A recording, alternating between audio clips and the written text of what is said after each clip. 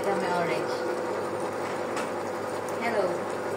Hello guys. Yan, may bago na naman kami nalaman. Kasi alam nyo guys, dati naggawa kami. Mapait. Nasama mga buto. Pero ngayon, Dapat pala ganito. meron kaming natuklasan Squeezer. na binigay ni ate. Yan. Hindi pala Mas dapat maganda sa pala to. juicer. Talagang Ano ba yung ginamit natin, juice. At ano ba yung ginamit natin? Mama? Juicer. Juicer. Juicer. Ito ay Squeezer. squeezer. For orange talaga. For ano talaga to? O, tingnan mo. Tanggal ang mga buto. Yan, guys. O. Guys, tingnan mo. Tingnan At ang tatak. Ang tatak. Ken. Sabi ko, pakita mo yung ginawa ko. Si Mr. Ken na naging kahoy. Pakita mo yung ginawa ko.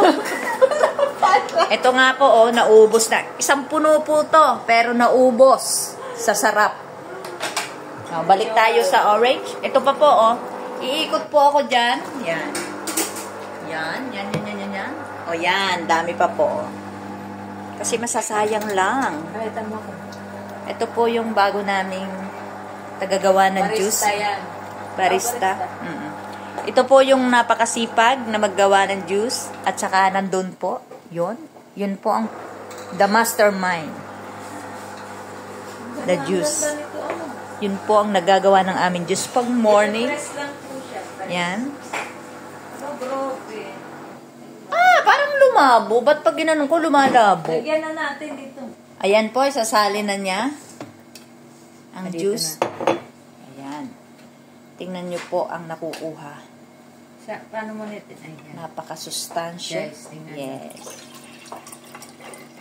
Later, pag uminom ka dyan ng mga isang baso o dalawa, Hulong sarap. pupunta ka na kung saan mo gusto. Alam nyo na yon. Yan po. Oh, ididiin mo lang. Yan. Oh, galing. Ang daming nakukuha, oh. Wow. Ay, may ano? Ay, hindi.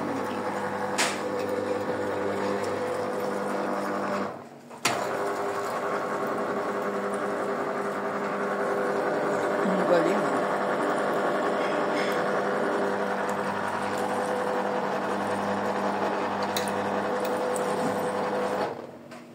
Yeah. Tanyo Wala po, na ang ito. galing. Wala na. Doon pa sa gilid. Diba?